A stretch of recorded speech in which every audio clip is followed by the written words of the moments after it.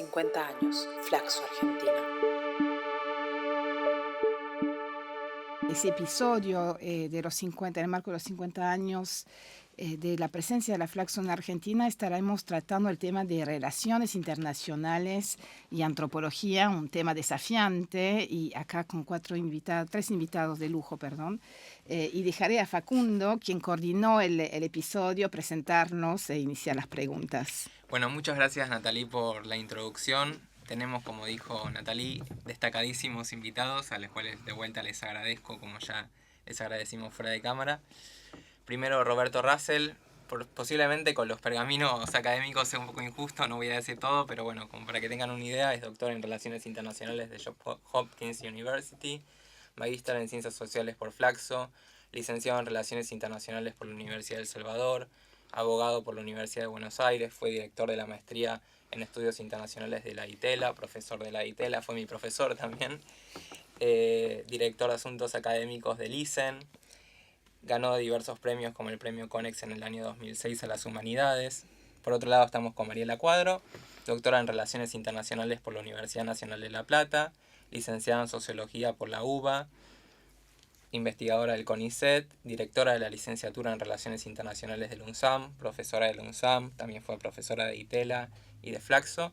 Y por último con Luciano Angelini, que es doctor en Ciencias Sociales por la UBA, magíster en Estudios Internacionales por la Universidad Torcuato de Itela, licenciado en Ciencia Política por la UBA, trabajó en el Ministerio de Defensa de la Nación, en la OEA como consultor internacional, también en la Cámara de Diputados, fue director del doctorado en Defensa Nacional, entre otras muchas cosas. Un poco para ir al grano con la primera pregunta, quizás el tema más recurrente hoy en las relaciones internacionales y más debatido en diversas dimensiones y aristas es la transición de poder, la crisis del orden internacional actual. Un poco dos preguntas concatenadas. Primero, ¿qué es lo que está en crisis en el orden internacional actual? Y en segunda medida, un poco, ¿en qué medida la cultura creen que afecta tanto a China como poder en ascenso como a Estados Unidos como poder en declive? Y me explico brevemente, así saben para dónde apunta la pregunta. Con respecto a China, por ejemplo, pensamos con Guisa toda la cuestión de la guerra del opio, esta historia de humillación que tuvo China, si en alguna medida puede afectar cómo China percibe el orden internacional que quiere imponer, que va a venir, ¿no? Y por otro lado, con respecto a Estados Unidos, pensamos la cuestión de la seguridad ontológica, ¿no? ¿En qué medida Estados Unidos siente que su cultura, su identidad está siendo, digamos, atacada ontológicamente con el ascenso de valores culturales chinos? Muy bien. Bueno, ¿quién arranca? Como ustedes quieran, eso se los dejo a Eso ustedes. lo dejamos a ustedes. Si quieren arranco yo, pero es tan complejo esto que estás preguntando. Mira, yo diría que si queremos meternos en el tema de la crisis, hay una manera de arrancar que es la más común, decir que, bueno, que esta crisis se debe esencialmente a la transición de poder, ¿no? Que es la cosa típica de la transición hegemónica entre Estados Unidos y China. Yo creo que no está mal decir eso, pero yo diría que ese es un factor importante. Ahora, como esta visión es una visión que está muy centrada en el cambio del poder material, la idea que da es que esto, bueno, es una repetición de cosas que hemos visto en el pasado, y de esta manera perdés la visión de lo que sería el contexto histórico en el que se produce esta crisis, y por otro lado, también perdés la posibilidad de entender a los órdenes internacionales, que son órdenes evolutivos, digamos. Todos los órdenes han sido diferentes, y obviamente esto tiene mucho que ver con los actores en juego y con el contexto histórico en que se desarrolla esta situación. Así que yo diría que, bueno, crisis sí, tenés esto, pero es insuficiente. La otra manera de ver el tema, que salís de la figura de la transición, es la otra idea que está dando vueltas hoy en la literatura, que es la idea del interregno. Que esto se basa mucho en esta vieja frase de Gramsci siempre repetida, ¿no? De que lo viejo se muere y lo nuevo no termina de nacer. Y ahí quienes trabajan con esta idea de crisis están poniendo el acento en lo que sería la crisis hegemónica, que emana precisamente del debilitamiento relativo y creciente de Estados Unidos. Y sobre todo, digamos, de la crisis de su proyecto de expansión del orden liberal internacional después de la caída de la Guerra Fría. también quienes ponen el acento en esta crisis hegemónica enfatizan la crisis de la globalización neoliberal. O sea, van muy juntitas. Entonces yo te diría que para tener una visión más completa de este proceso hay que centrarse tanto en la crisis de transición, que es una crisis que se ha repetido y que se ha dado en muchos momentos de la historia de los órdenes internacionales, pero que tiene sus particularidades, y esta crisis específica, que es la crisis de hegemonía del orden liberal internacional. Esto está dando lugar al nacimiento de un nuevo orden. O sea, tenés crisis y nacimiento de un nuevo orden. Y yo creo, y con esto termino para no alargarme, que el orden en el que vamos a estar, después en todo caso si hay tiempo lo explico por qué, va a ser un orden sin hegemonías. Yo creo que la hegemonía tal como la entendimos, y exagero con esto simplemente para polemizar, es una especie de animal en extinción. Bueno, paro acá. ¿Voy yo? Dale. Bueno, yo soy socióloga más que nada, así que siempre mis lecturas son muy desde ahí. A mí, es un poco la primera pregunta que me hago cuando se repite esta cuestión de la crisis del orden internacional, no es tanto qué es lo que está en crisis, que entonces tendríamos que definir qué es orden liberal internacional. John Aikenberry se ha dedicado a hacer eso durante toda su carrera académica, pueden ir desde el 92 hasta el 2000, hasta ayer, sacó el texto sobre el orden liberal internacional, lo definió, lo volvió a definir, lo redefinió, etcétera, así que me parece que no es necesario ir ahí. Sí me interesa la idea de crisis, ¿no? Porque me parece que la idea de crisis o el discurso de la crisis lo que genera, digo, con esto no quiero decir que estoy ni que hay crisis ni que no hay crisis, sino que, bueno, el discurso yo lo entiendo como algo performativo, entonces ahí uno piensa, bueno, ¿qué pasa si hay crisis, ¿no? Entonces, la crisis genera la necesidad de una respuesta. Cuando se plantea además una crisis en términos de que hay estatocéntricos, de que hay un país que está cayendo y otro país que está resurgiendo o emergiendo, aparece también esta posibilidad y este otro discurso que viene acompañado, que es el de la nueva Guerra Fría, ¿no? La nueva Guerra Fría lo que nos lleva de alguna manera es a obligarnos a estar de un lado o del otro, ¿no? Entonces, o uno está con Estados Unidos o uno está con China. Me parece que esto se ve muy claramente, por ejemplo, en políticas exteriores como las de nuestro actual presidente ahora. Me parece que ese es un binarismo que no nos sirve, ¿no? Digo, lo voy a poner en este sentido. Y creo que no nos sirve porque nos obliga a tomar posición y al contrario me parece que es un momento para no tomar posición. Yo creo que es un buen momento para mirar qué pasa sin tomar posición y obviamente trabajando en lo que haya que trabajar. Y respecto a la cuestión cultural, bueno, la cuestión cultural es parte del mundo, es parte de la sociedad. Yo concibo a las relaciones internacionales como relaciones sociales, con lo cual no se puede pensar ni el orden liberal internacional sin lo cultural, ni se puede pensar a ningún Estado o estos Estados civilizaciones sin la dimensión cultural.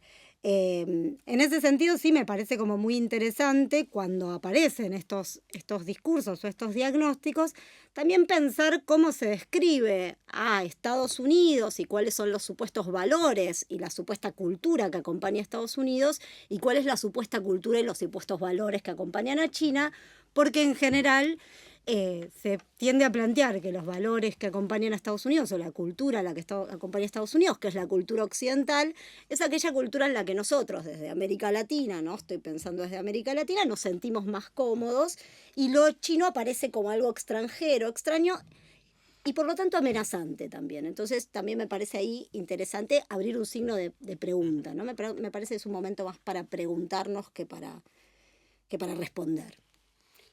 Bueno, fueron muy completas las dos respuestas, así que me meto ahí en los intersticios, digamos, de lo que fueron marcando tanto Roberto como Mariela.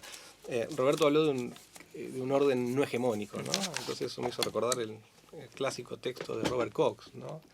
Que nos enseñaba Roberto tanto en la carrera de grado como en la maestría. Y en ese trabajo clásico de fines de los 70, principios de los 80, creo que era, hablaba de órdenes hegemónicos y órdenes no hegemónicos, ¿no? Entonces tomaba las categorías gramscianas y las trasladaba, digamos, bajo la lógica de que la hegemonía nace internamente, digamos, y se proyecta o desencadena energías, digamos, hacia el sistema mundial, o sea, trabajaba en un sentido un poco diferente a lo que era la lógica predominante en ese momento en las relaciones internacionales, que es más una lógica sistémica, ¿no? Es decir, el foco en el sistema y cómo el sistema condiciona las unidades, ¿no? Entonces, bueno, tomándome un poco del famoso texto de Cox, uno podría hacer el ejercicio de ver, bueno, ¿qué pasó después, ¿no?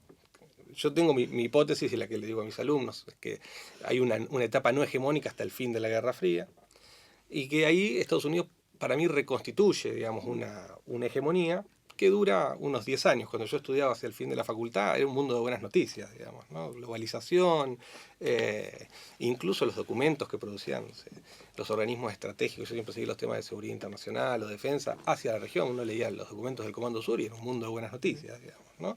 Bueno, eso naturalmente tiene un quiebre abrupto en el 2001 y me parece que ahí arranca una etapa para mí que se extiende hasta ahora, de no hegemonía, digamos, ¿no?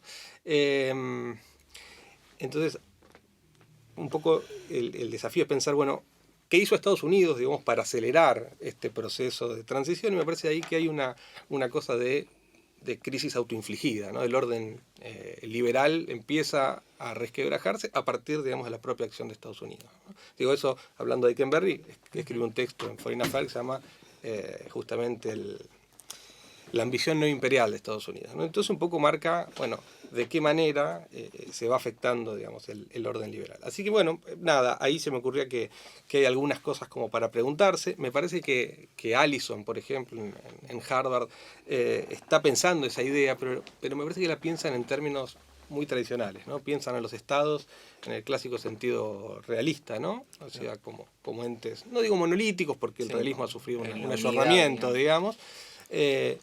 Pero me conecto con lo que decía Mariela, me lo había notado, la idea de que, bueno, China es otra cosa, ¿no? Es un estado de civilización, no sé, Badel trabaja mucho esa idea, así que bueno, nada, pregunta, yo no soy un experto en China, así que simplemente me genera esos interrogantes, ¿no? Que digo, cómo se va a definir este orden por venir tiene mucho que ver con cosas que conocemos, pero con otras que no tenemos, digamos, respuestas inmediatas.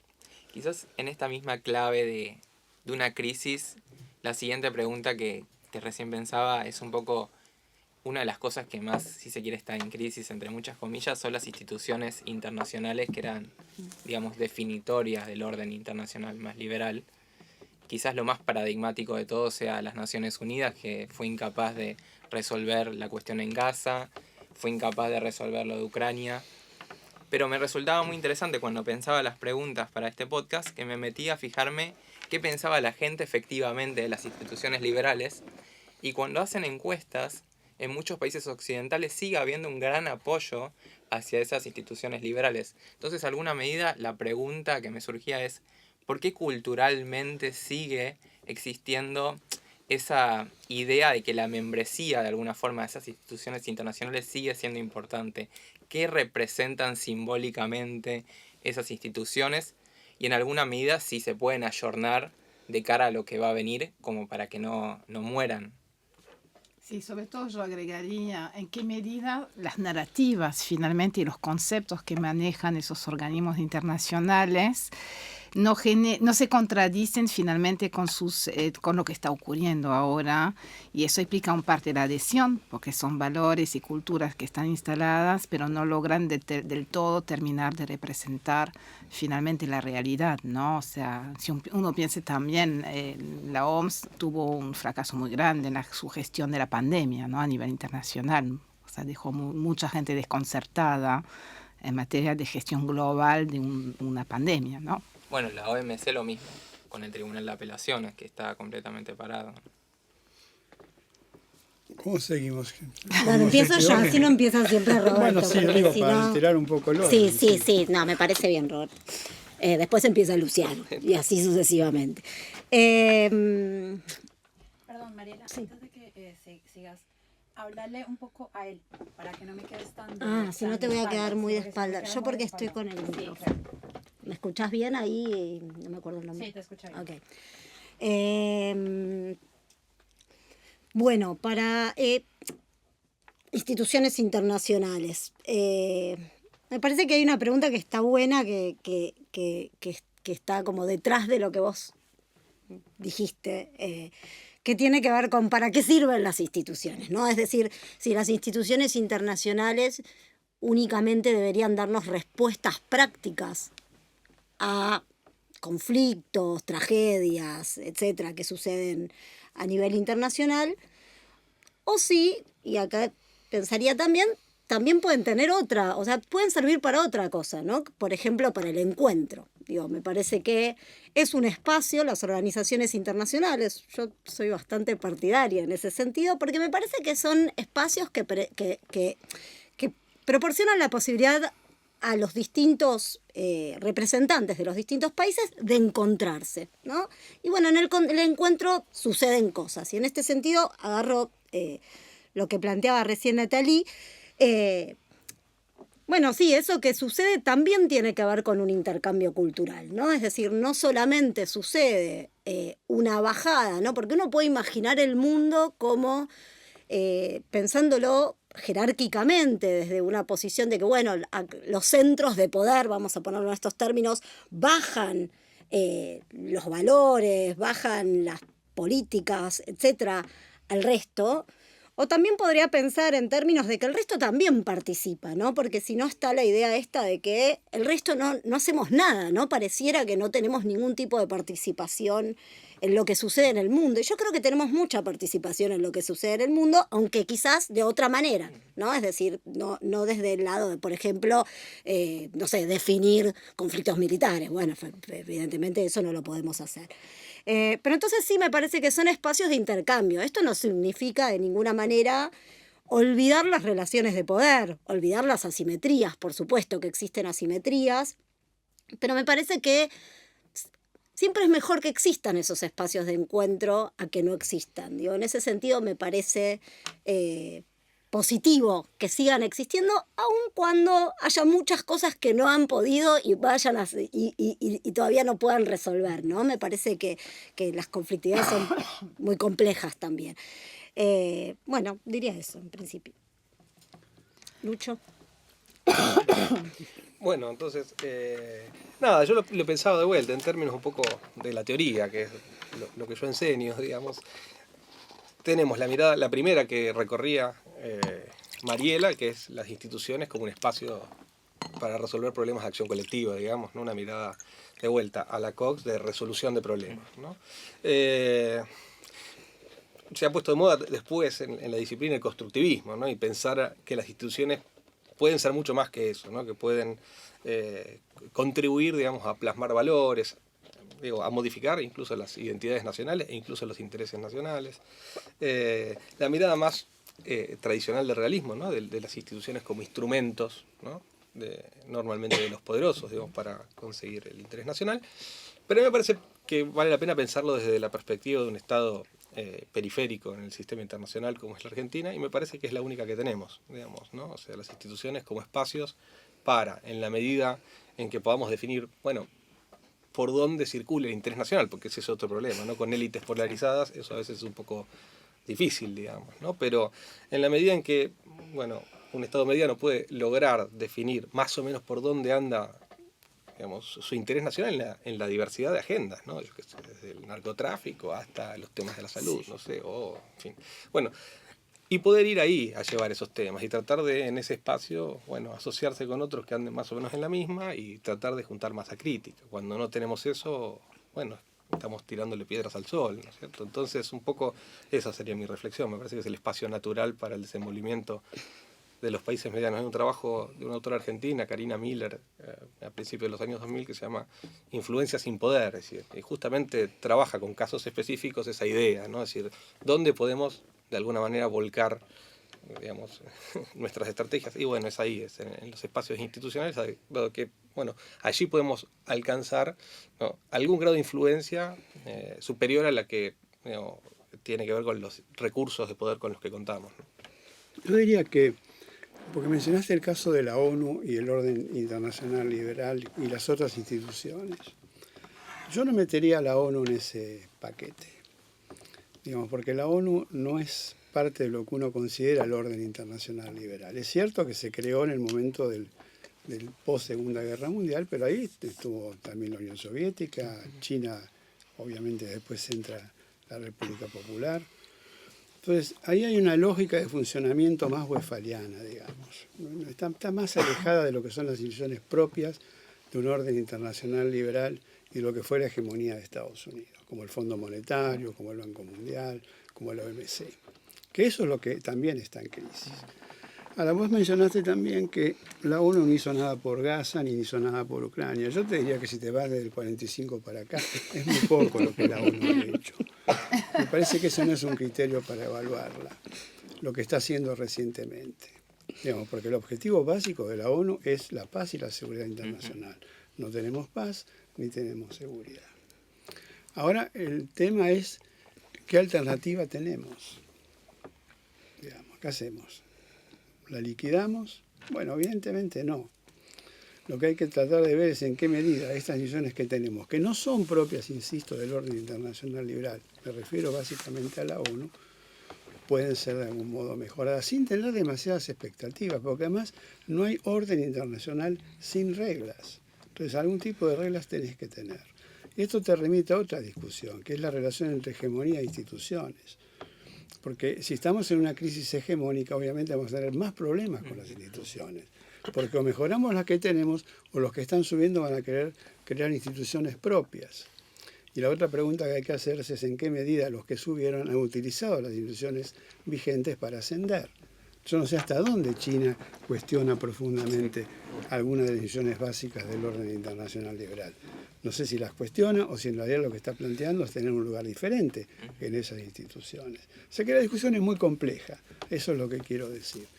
Ahora, el punto central es que, de acuerdo a lo que dije antes, si vamos en dirección de un orden sin hegemonías, y creo que eso va a ser una constante, no una variable de las relaciones internacionales, todos sabemos, acá vuelvo a la teoría, que los países que han sido hegemónicos lo han sido porque han tenido una enorme capacidad de crear instituciones y además de elaborar ideas. Acá viene el tipo de pregunta que a ustedes más les interesa, que son las ligadas con la cultura, con pretensión de universalidad.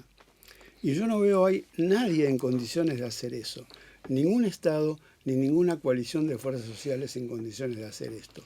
No hay cultura de la que pueda emanar ideologías con pretensión de universalidad. Eso lo quiso hacer Occidente, pero Occidente ya ha perdido su dominio, no lo va a recuperar más. Esto no tiene nada que ver con la decadencia de Occidente, no estoy planteando eso en un sentido spengleriano. Simplemente lo que estoy diciendo es que el predominio de Occidente se acabó. Y este es un rasgo fundamental de este orden sin hegemonías, en el que estamos en el umbral de este orden y que va a durar muchísimo tiempo. Por eso no me gusta la idea de transición, porque la idea de transición remite a un cierto desenlace. Esto es, baja uno, sube otro. No va a pasar esto. Si estás pensando en hegemonías de naturaleza global. Y la idea del interregno tampoco, porque el interregno es un periodo de discontinuidad y después aparece un nuevo rey.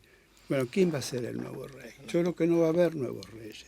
Entonces va a ser mucho más complicado gestionar el orden, porque por otro lado estamos en un orden donde hay una enorme reafirmación de identidades étnicas, culturales, de nacionalismo, y actores que están mucho más dinámicos, mucho más activos, mucho más empoderados. Digamos, ¿eso está mal? No, a mí me gusta que sea así, pero obviamente la gestión del orden con problemas de naturaleza global cada vez más grandes va a ser muy, muy difícil.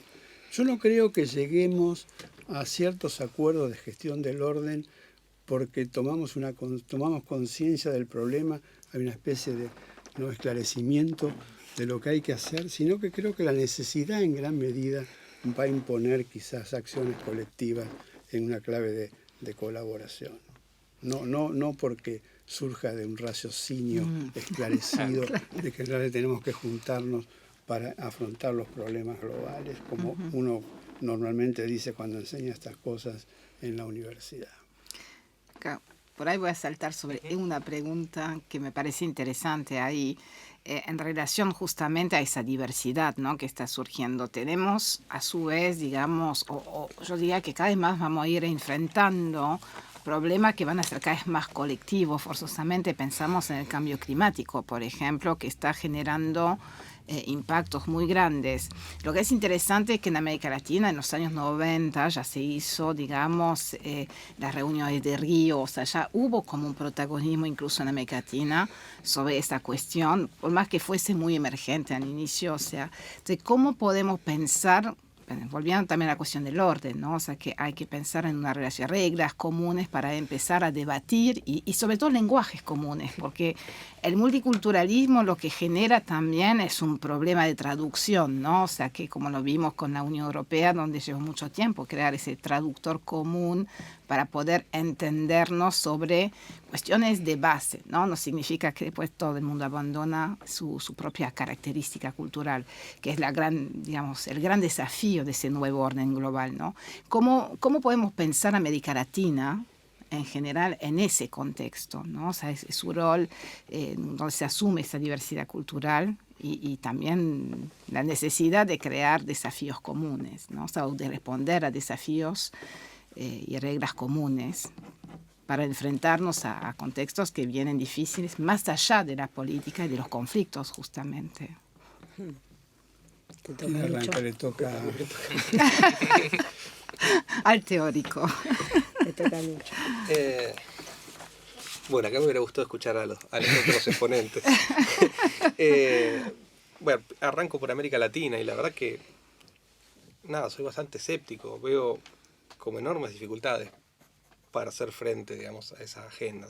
Tal vez si esa pregunta se hubiera formulado 10 años atrás, creo que hubiera sido más optimista, digamos, ¿no? Pero en general lo que estoy viendo es, partiendo de mi propio país, digamos, ¿no? Digo, una agenda muy confrontativa con, por ejemplo, la Agenda 2030, digamos, ¿no? Donde aparecen todas las temáticas estas, ¿no? Cómo estamos votando. El otro día hubo un posicionamiento de la representante argentina ante la OEA, de Sonia Cavallo, la hija del exministro, digamos, que es tremendo, digamos, porque le da la espalda a cada uno de estos aspectos, digamos, que yo no sé si tiene que ver más con que realmente, digamos, cree la representante en eso, sino que es un mensaje, digamos, hacia un gobierno que se muestra muy confrontativo, digamos, con esta agenda, digo, pero me parece que uno de los rasgos de la política exterior argentina, pero lo podríamos extender a otras expresiones, que se Bolsonaro en Brasil en su momento, ¿no? Es la falta, digamos, de un relato sobre el orden global, ¿no? Una mirada a la importancia del multilateralismo, más allá de la crisis de vuelta. Es lo que tenemos, digamos, ¿no? Y como países medianos pareciera ser un espacio natural de desenvolvimiento y sin embargo nos encontramos con una cosa un poco refractaria. Yo creo que algunos la tienen, Trump en Estados Unidos, pero tiene otro músculo, digamos, ¿no? Y tiene otra posición. Entonces me parece que hay como una suerte de falsa conciencia en ese tipo de posicionamiento, ¿no? Tratar de entender una realidad material diferente a la que le cabe a un país como la Argentina, ¿no? Y esto, no sé, lo podría pensar para otros casos y en general lo que encuentro es eso, digamos, ¿no? Es digamos, como una agenda muy complicada y soy bastante escéptico y negativo, digamos. Creo que me toca a mí, ¿no? Como sigue el orden. Yo creo que tu pregunta nos plantea una cosa, un dilema típico nuestro. ¿Cómo vemos América Latina, ¿no? Si América Latina es una región o un vecindario.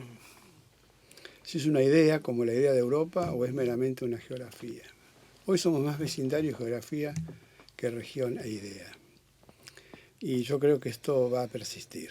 Lamentablemente ahí estamos, creo que estamos de acuerdo en esto. A mí no me gusta mucho la idea de fragmentación. Es una idea que se ha puesto de moda desde hace rato, que América Latina está fragmentada y qué sé yo. Yo me acuerdo a Fernando Núñez Cardoso hablando de este tema hace 20 años y decía, bueno, no puede fragmentarse lo que nunca estuvo unido. Entonces ahora la idea de fragmentación puede ser útil si la comparás con otras etapas de la región, en la que hubo más acción colectiva, hubo más coordinación. A mí me parece que esa es la manera más inteligente de trabajar el tema. Pero hoy estamos en una fase de bajísima acción colectiva, mucho enfrentamiento. Tampoco estoy de acuerdo con la idea de quienes hablan de una polarización, ese tipo de cosas, porque tampoco va a pasar. Más bien hay acciones individuales que imposibilitan, por diferencias muy diversas y por distintos factores, acciones colectivas para enfrentar precisamente estos problemas que son problemas de naturaleza global, no solo nuestros, sino globales. Ahora vuelvo al tema de las instituciones, un poco de lo que decía Luciano, porque sin instituciones y sin multilateralismo nosotros no tenemos ningún espacio donde poder trabajar. El problema no es que solamente están en crisis las instituciones globales, también están en crisis, por todo lo que acabo de decir, las nuestras. ¿Qué instituciones tenemos hoy nosotros realmente operativas para poder avanzar en materia de concertación, ¿no? Así que este es el escenario en el que estamos y yo creo que va a persistir.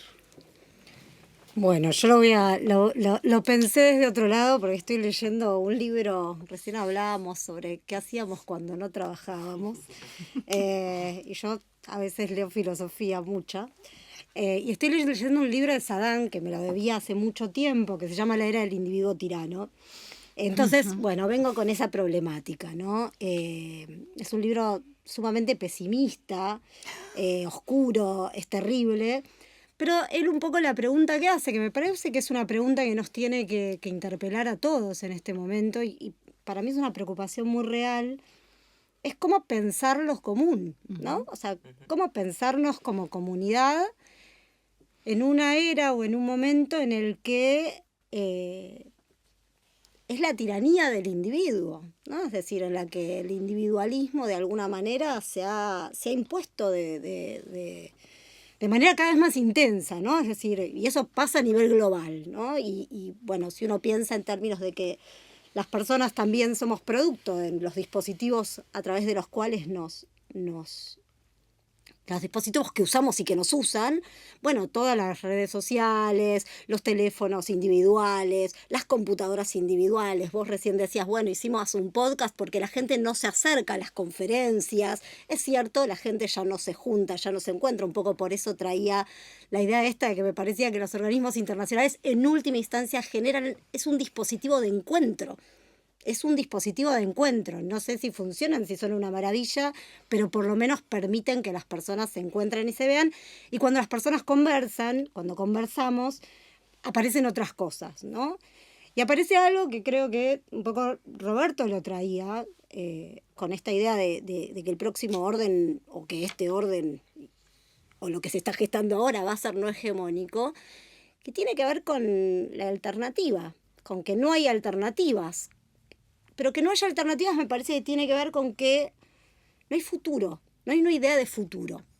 Entonces creo que todos estos problemas comunes que vos traes, que sí, hay un montón de problemas que solo se pueden arreglar colectivamente, y bueno, con lo difícil que es arreglar colectivamente cualquier cosa, incluso menor, ¿no? Imagínense el cambio climático. No es que es tan sencillo lograr acuerdos, etcétera. Pero me parece que aún menos cuando no hay ni siquiera un horizonte de futuro compartido, ¿no? Y esto lo pienso para nuestro país, lo pienso para la región y lo pienso para el mundo, ¿no? Me parece que en todos los niveles, en todos estos niveles, lo que está faltando es eso. Y me parece que es la pregunta que tenemos que empezar a pensar realmente a cómo hacer para reconstruir esos lazos para hacer posible la comunidad. Porque si nosotros seguimos profundizando en los modos de relacionarnos que tenemos en este momento, bueno, la comunidad cada vez va a ser más imposible, ¿no? Y eso a mí me parece muy preocupante. Bueno, a mí me gustaría ahora pasar un poco a Argentina, no sé si les parece bien. Yo, cuando pensaba las preguntas, una de las cosas que culturalmente me parecía más interesante también en función de algo de los traumas que había trabajado con anterioridad, es esta idea de Milei de que Argentina hace 100 años, para decirlo muy burdamente, se jodió de alguna manera, se arruinó, y pensaba un poco, ¿cuál es el impacto que tiene eso sobre las concepciones, las creencias contextuales que tiene Milei en relación a la política exterior? Pensaba también en un texto tuyo, Roberto, que leí cuando estaba en la facultad, que una de las continuidades de la política exterior argentina era la desmesura.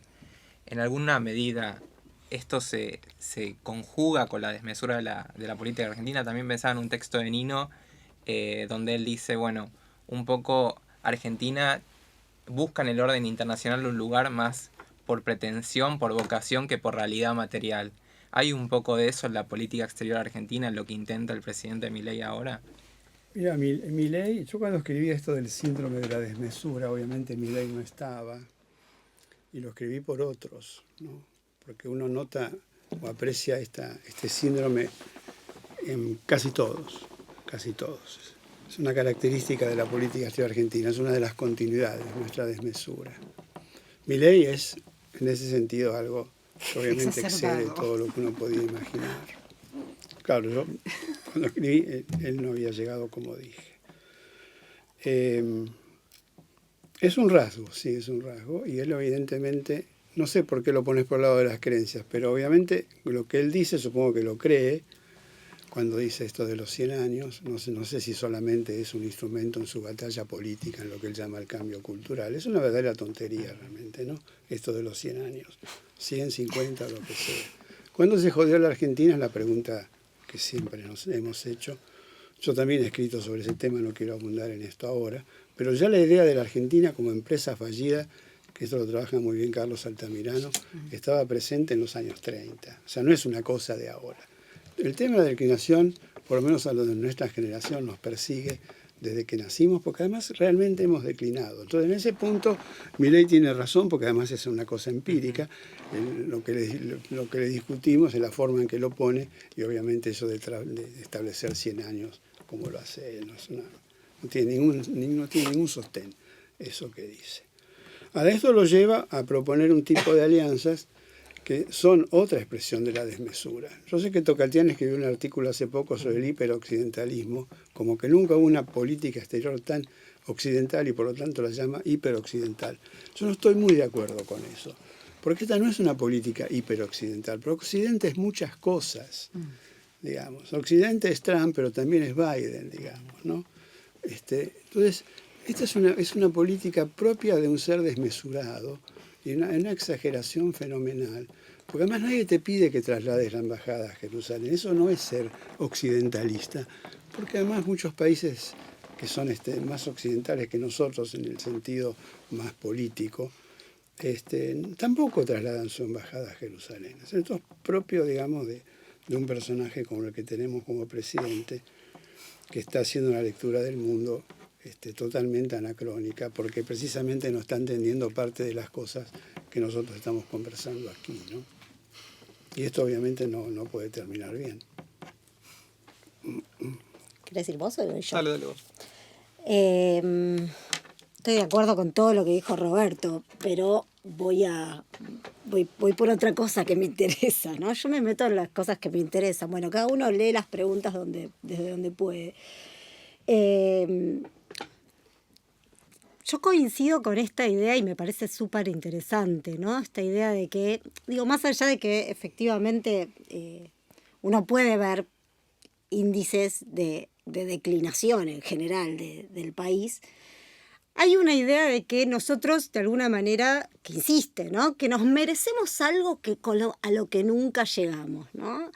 Y a mí esto me recuerda, hay una frase de Aníbal Quijano, sociólogo peruano, parte del grupo de modernidad de colonialidad, ustedes lo deberán conocer bastante bien, que él dice algo así como, es momento de dejar de mirarnos en un espejo que siempre nos devuelve una imagen distorsionada, ¿no?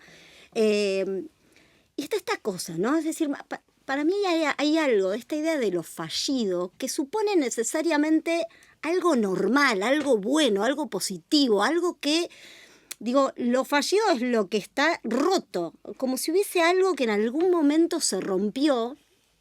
Y me parece que eso se rompió, en general las clases dirigentes por lo menos, lo leen como, ¿por qué no fuimos a Europa? ¿No? O sea, ¿por qué no fuimos a Francia? Hay varias razones por las que no fuimos a Francia, que no tiene que ver ni con la población que tenemos, ni con... porque tenemos otra historia, porque no somos Francia. No fuimos Francia porque nunca fuimos Francia. Entonces es imposible que lo seamos, digamos, ¿no? Entonces me parece que toda esta cuestión nostálgica, vos mencionás a Milei, yo estoy de acuerdo que Milei es el síntoma de los excesos de la época, me parece que sin dudas, pero creo que también pertenece hay un pensamiento ahí que me parece que insiste de él, que está vinculado con este mirarnos en ese espejo occidental al que nunca de alguna manera podemos alcanzar. En el exagerado, porque es un tipo exagerado, porque showman, por todo lo que ya sabemos.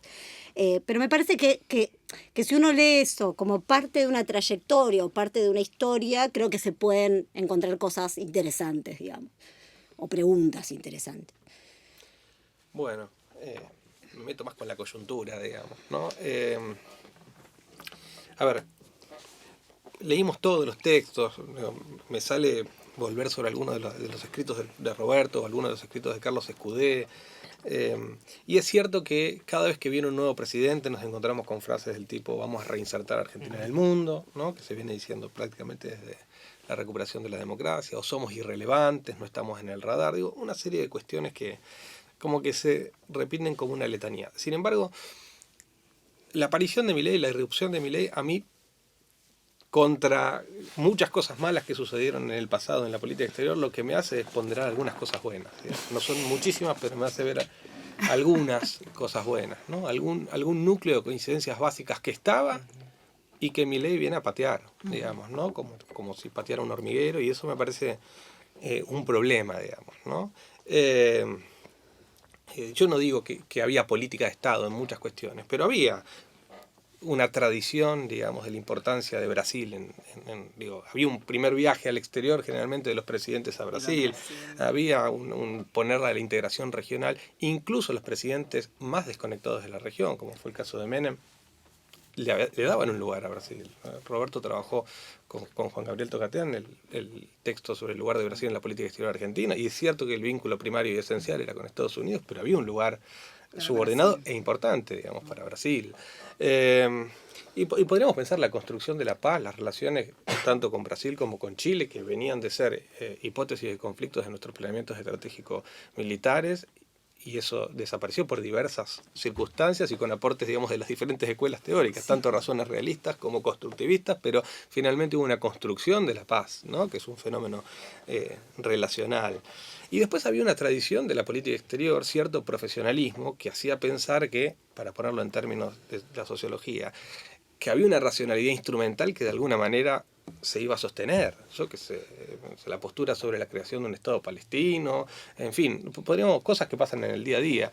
Y sin embargo vemos una diplomacia que es arrasada, un cuerpo profesional que es arrasado, digamos, por la racionalidad material, para utilizar de vuelta a Weber, de los hermanos Milei, no sé, Mondino y no sé quién más. Digo, realmente una desmesura, digamos, ¿no? Para utilizar el concepto de desmesura. Así que yo digo, creo que Milei viene a traer sobre cosas que nos pusieron en un proceso de declinación hegemónico, que es así, y no hay dudas de eso, pero viene, bajo la idea de una nueva doctrina de política exterior, a traernos algunas cosas, digamos, que no hacen más que agregar escepticismo. Yo digo, esta experiencia me hace ver que algunas cuestiones había. Y podríamos hablar de la política exterior, pero podríamos hablar de cómo hemos decidido organizar nuestro, no sé, sistema de defensa y seguridad, y con todos nuestros problemas hemos decidido, como Chile, como Uruguay, tener un ordenamiento en esas cuestiones que también vuelven a ser puestos en entredicho, digamos, a partir de algunas ideas del gobierno. Así que, por un lado, eso, ¿no? Y me tomo un minuto más. Y después aparece otra cuestión, que es, se trae mucho a los 90, se trae mucho a Menem, ¿no? Milei se mira en el espejo de Menem, y uno podría pensar la política exterior de Menem, y nosotros leímos, y a ver, a mí hoy valoro mucho más la experiencia de los 90, que como estudiante me enojaba mucho, digamos, ¿no? La valoro desde diferentes circunstancias, desde diferentes lugares. Roberto fue un actor de eso, era el director del ISEN. Era una etapa tal vez la más importante de la recuperación de la democracia, en donde se discutía la política exterior en la Cancillería. Roberto escribía cosas que iban a contramano, digamos, de Escudé, que era el principal, no sé, ideólogo de algunas de las cuestiones que se hacían, ¿no? Ahora, yo hoy recupero Escudé, leo Escudé, y no coincidía con lo que decía, pero tenía... Con cierta distancia. Pero claro que sí, digamos, cuando decía, bueno, el alineamiento era el resultado de que éramos irrelevantes. Entonces uno sigue los criterios que marcaba Escudé, que nos hacían irrelevantes en ese momento, uno podía coincidir o no, pero lo llevaban en un argumento del alineamiento. Ahora, todos esos puntos de la irrelevancia se modificaron. Él decía, no tenemos el caucho de Brasil, no tenemos el estaño de Bolivia, estamos en el fin del mundo. Bueno, hoy todas esas cuestiones se modificaron. Tenemos reservas de gas no convencional, tenemos reservas de petróleo, tenemos proyección antártica, tenemos un lugar bioceánico. Digo, hasta desde el punto de vista de Escudé, tenemos cierta relevancia, digamos, ¿no? En términos geopolíticos, si se quiere. Por lo tanto, no entiendo el alineamiento dogmático que el propio Escudé revisó. Él murió hace 3 años, 4 años, pero ya en el 2011, 2012 escribía una cosa diferente. Bueno, ¿no? porque era otro contexto. Hay que entender el contexto de los 90 más. Claro. Ahí Claro. todo el mundo, con más o con menos, se alineó, salvo Cuba. Eso fue lo que pasó. Sí. Fue una década muy particular y muy rara, como todos saben. Muy rara. Bueno, hoy justo lo escuchaba Rukauf y decía esto de volver a la convertibilidad, pero se lee con anteojeras como si estuviésemos en los 90, Sí, bueno, por sin supuesto. ver esta cuestión de que estamos en otro mundo, ¿no? Nada más esta idea, digamos, del gobierno de instalar un nuevo largo ciclo, ¿no? Ujú. No solo en la política exterior, sino en todo. Bueno, va a fracasar. Sí. En la política exterior está claro, porque por lo que vos decías, porque está rompiendo con todo. Y hay muchas cosas que realmente son fundamentales para la Argentina. Entonces no tenés cómo construir. Este cambio cultural no puede ir por ahí. Podés pensar en el cambio cultural en otros aspectos, pero no en esto. Entonces eso está condenado a fracasar. De nuevo, el tema de bandearse, ¿no? Claro. El riesgo que corres es que después vengan otros de otro lado, del otro extremo, y que nos lleven a locuras parecidas del otro lado. Ese es el problema, que es lo que yo veo como un gran peligro. Encontrar un equilibrio es tan difícil en este país. Tan difícil. Un poco para ir a la cuestión más metodológica, pensando en la antropología como herramienta de las relaciones internacionales.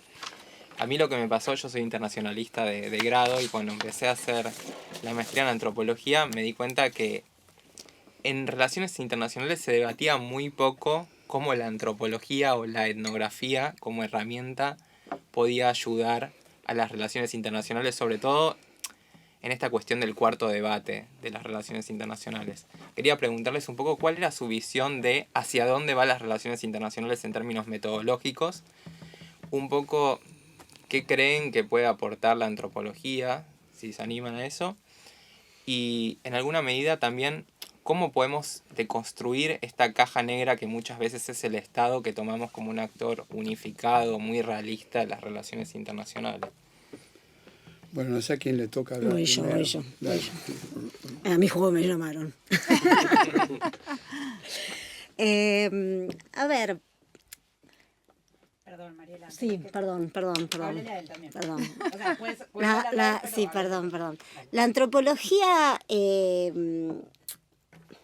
Yo porque no Yo creo aparece en los planes de estudio. claro, pero a ver, la disciplina de las relaciones internacionales tiene algo hermosísimo para mí. Yo soy muy defensora de la disciplina, no por los límites disciplinares, sino porque es una disciplina en plural. Es una disciplina, una de las pocas disciplinas en plural. Antropología, sociología, ciencia, política, relaciones internacionales. Ese es. Esto es hermoso. A mí ya de por sí me abre la cabeza solo el nombre.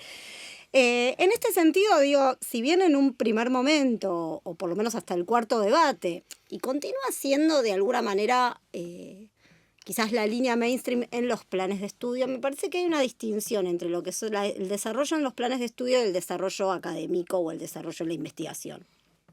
En términos de investigación, los estudios culturales en relaciones internacionales están súper presentes desde la década de los 80, terriblemente presentes, ¿no? Toda la cuestión de identidad y otredad, toda la cuestión de la raza, toda la cuestión de cómo lidiar con la diferencia, toda la discusión sobre universalismo, particularismo, toda la cuestión de global IR, todo esto, y mencioné algunas cuestiones que aparecieron en distintos momentos desde los 80 a esta parte, están muy presentes en la discusión de relaciones internacionales. Yo trabajo mucho desde esas perspectivas y nunca me faltó bibliografía. O sea, nunca, jamás. De hecho, al contrario, me parece que a veces se exagera en términos de la cantidad de conceptos que están proliferando continuamente. Respecto a la cuestión metodológica,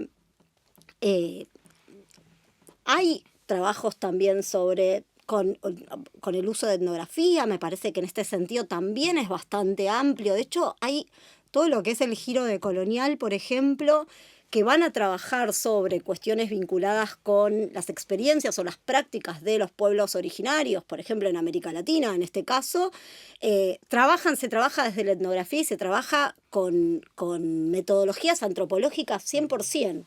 Digo, ahí te invito a ver toda la literatura sobre relacionalidad en esta relación con los pueblos originarios. Hay muchísimo. Yo ahora tuve la oportunidad de estar en la conferencia de la International Studies Association que se hizo ahora en San Francisco hace poquito, y el tema central era relationality, relacionalidad, y había mucha gente que estaba haciendo estas cuestiones, así que me parece que es algo que no lo veo difícil, digamos, ¿no? Siempre el problema un poco que se hablaba de las relaciones internacionales era que era demasiado dispersa. Para mí eso no es un problema, a mí me gusta esa multiplicidad, esa dispersión de la disciplina, pero sí, y esto hace que se puedan incluir un montón de otras disciplinas, y de hecho las relaciones internacionales, hay un texto muy lindo que ahora no me acuerdo el autor, pero que plantea la pregunta sobre por qué las relaciones internacionales siempre están importando de otras disciplinas y nunca exportan a otras disciplinas, ¿no? Como que nosotros tomamos conceptos de todas las disciplinas, pero no exportamos disciplinas. Es una pregunta súper interesante. Así que me parece que hemos incorporado muchas herramientas antropológicas. Tengo literatura para recomendarte. Roberto. No, simplemente yo creo que dijiste todo, porque está la antropología, sí. Es más, la cantidad de bibliografía que hay es impresionante. Quizás el problema sea que en nuestras universidades no está incluido todo esto y se sigue enseñando básicamente lo tradicional. Claro. Y no solo en la DITELA, supongo que eso está pasando en todas partes. La verdad que no estoy siguiendo el tema, pero... Así que yo te diría que además te esperamos, porque vos ya tenés los dos sombreros. Estamos formando. Claro, es imprescindible, además más en un momento de reafirmación de identidades, de empoderamiento de grupos que antes no podían levantar su voz. Entonces yo creo que todo esto es fundamental y obviamente hay que considerarlo.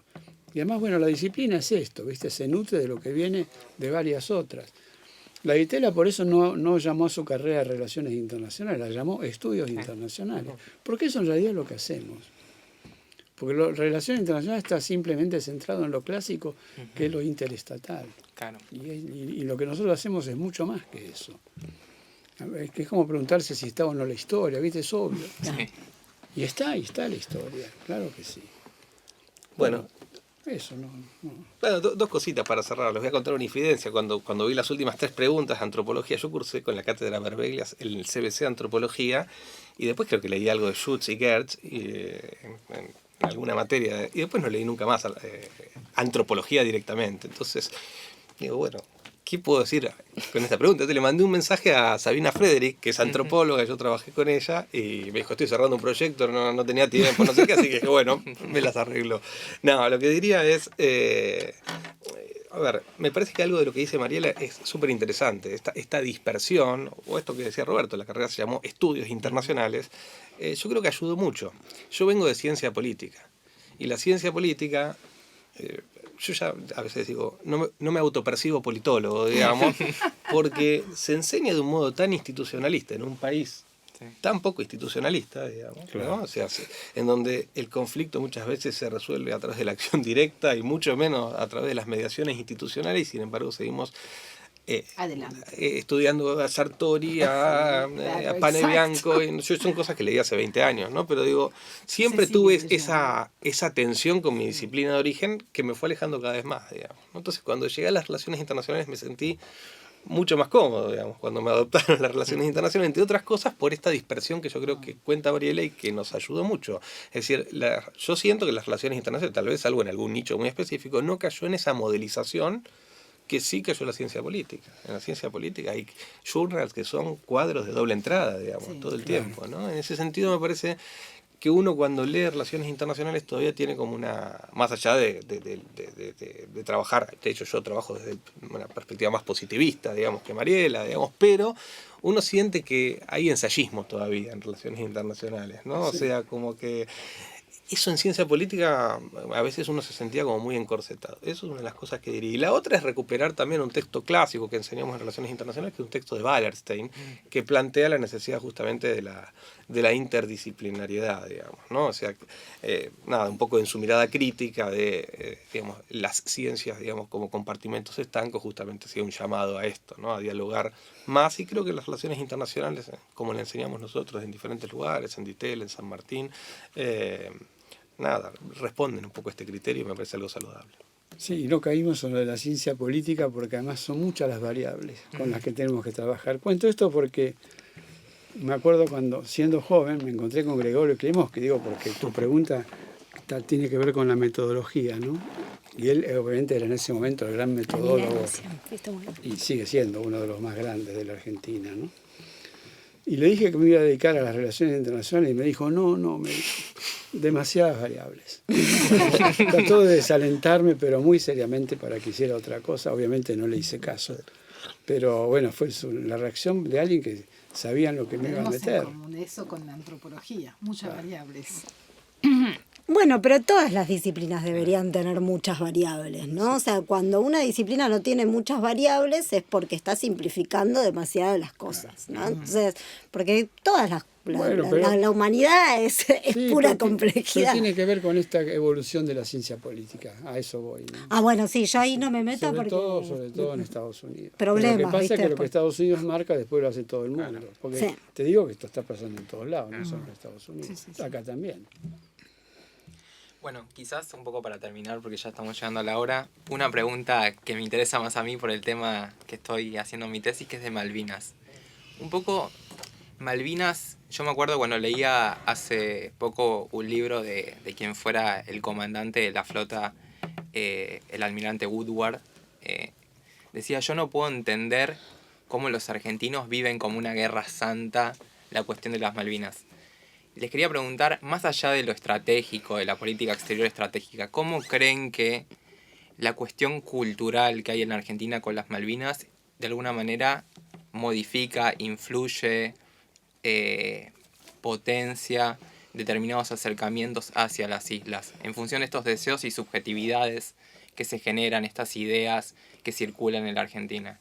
Voy a decir una cosa que tiene que ver con lo cultural, pero simplemente para que me ayuden a pensar, y después sí voy a decir algo desde el punto de vista estratégico, porque yo, a pesar de que entiendo que esta es un podcast muy guiado por la antropología, pero creo que tenemos una cuenta pendiente en términos estratégicos con Malvinas, y que me parece importante para los estudiantes de relaciones internacionales esto que voy a decir.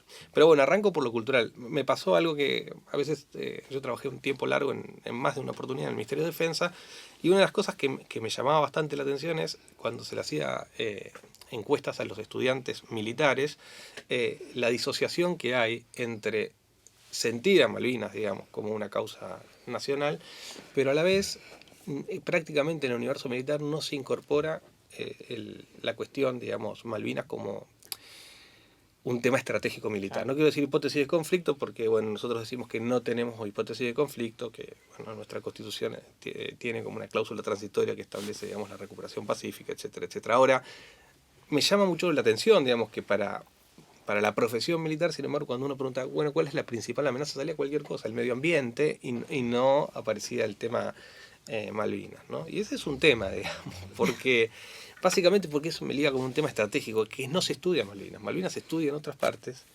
y no se estudia en la Argentina. Hicimos un relevamiento en cuántas escuelas de guerra se estudiaba el informe Rattenbach, que es el informe, digamos, que se clasificó sobre las responsabilidades estratégicos nacionales, estratégicos militares y operacionales de la guerra, y no se estudia. En 44 escuelas de guerra no se estudia algo que se estudia en todo el mundo, digamos. Y yo creo que es un problema.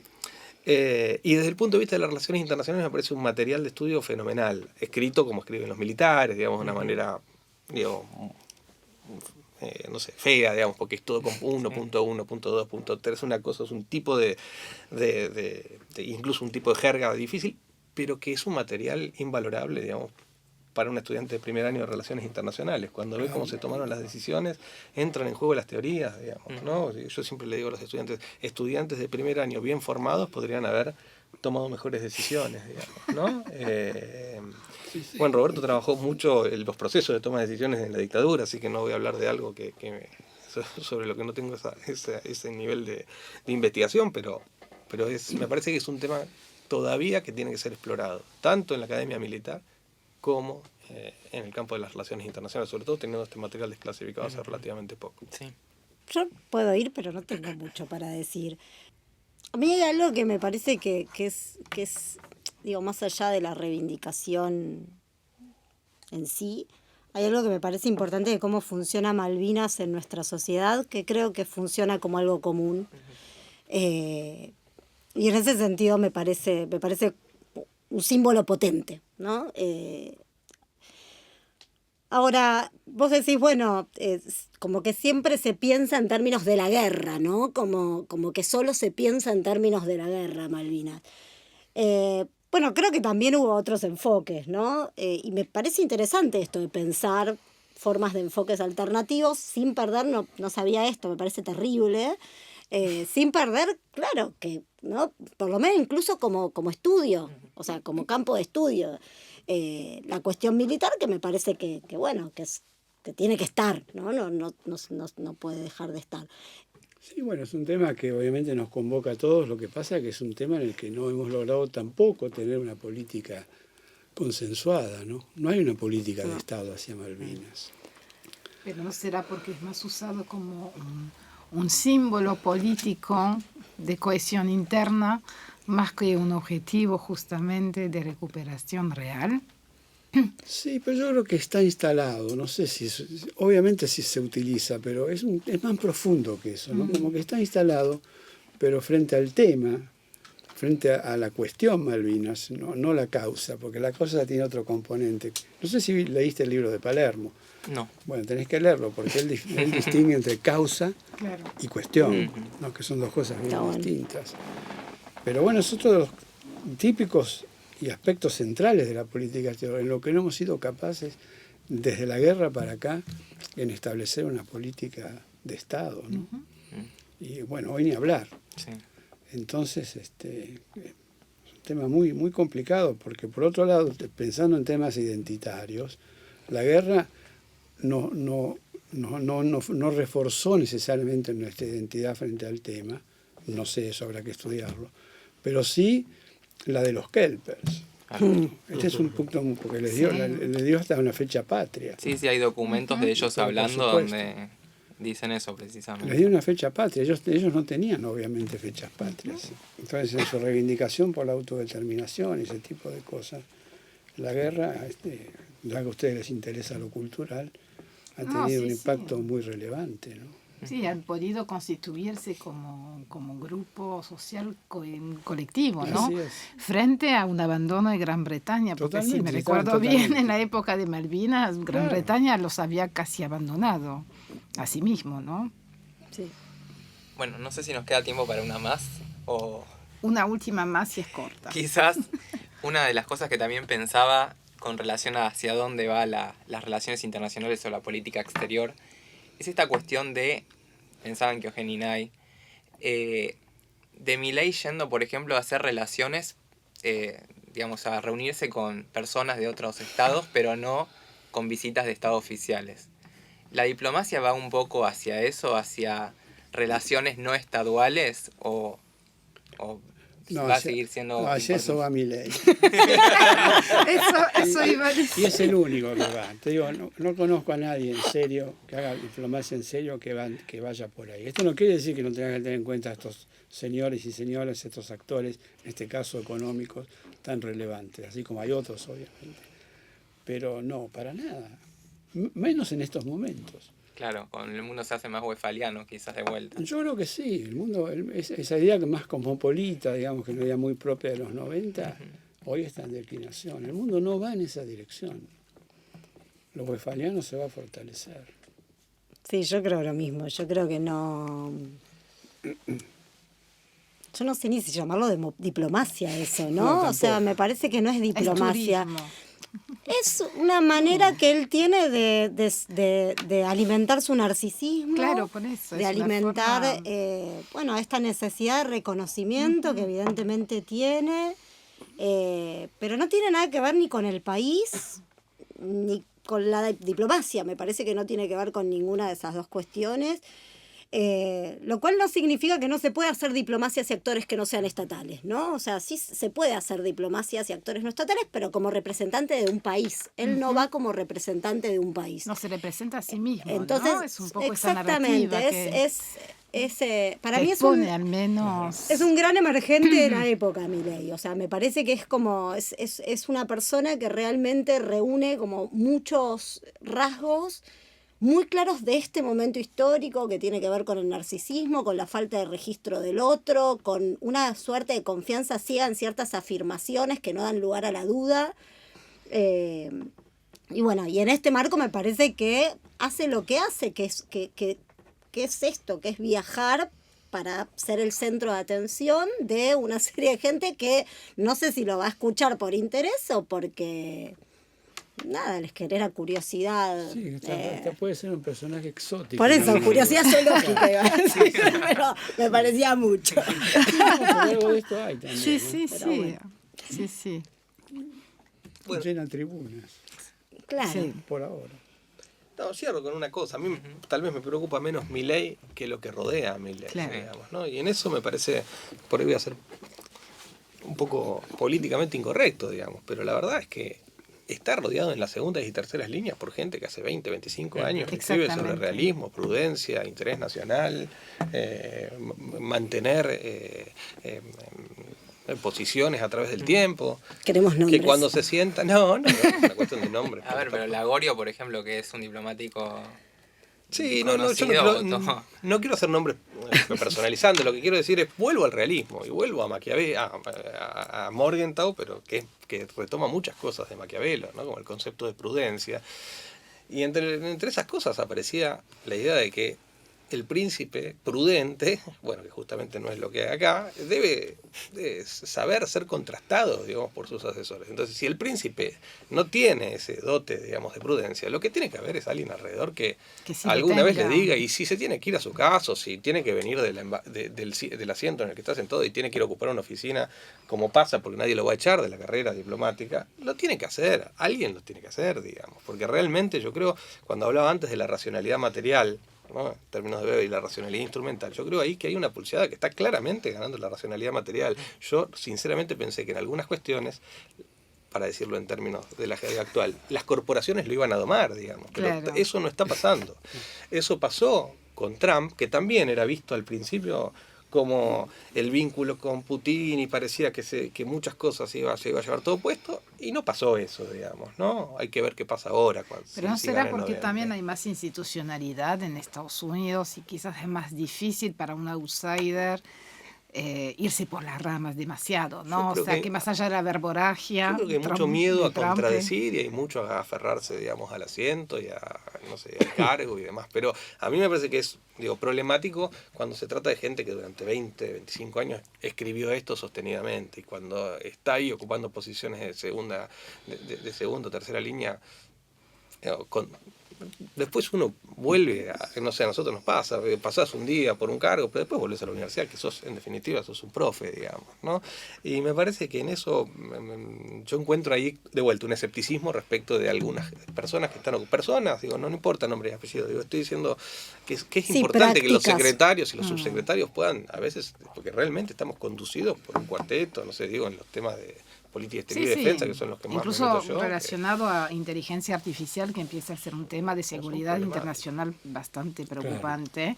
Claro. No se ve muy tratado acá con la seriedad que debería tratarse, ¿no? O sea, que es algo que afecta, yo diría, incluso a nuestra vida cotidiana, ¿no? Con todos los hackeos bancarios que tenemos últimamente acá. Sí, es preocupante porque además me parece que un poco en la línea que decía Roberto, no hay forma de que termine bien. O sea, como con todas estas prácticas hay un punto en el que, bueno, qué sé yo. Algunos periodistas que son muy críticos, pero tienen yo lo escucho a Tenenbaum mucho a la mañana y la pregunta que hace recurrentemente, ¿y si esto sale bien? Porque es como que está todo dado para que salga mal, pero Bueno, deja un ojalá. margen de duda, ¿no? Ojalá, Razonable, ojalá salga bárbaro positiva. y volvamos a los 100 años. En anteriores. política exterior no puede salir bien.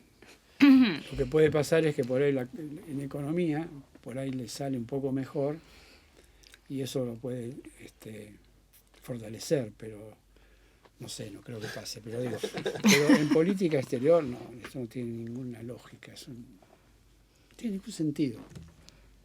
Esto no es alineamiento. Yo creo que es un error llamar a esto alineamiento. Muchísimas gracias Claro, por haber muchas venido. gracias por haber venido. Esperemos la próxima invitarlo con una nota más positiva. No va a ser No, así. tenía- Por lo menos no. 50 años, Flaxo Argentina.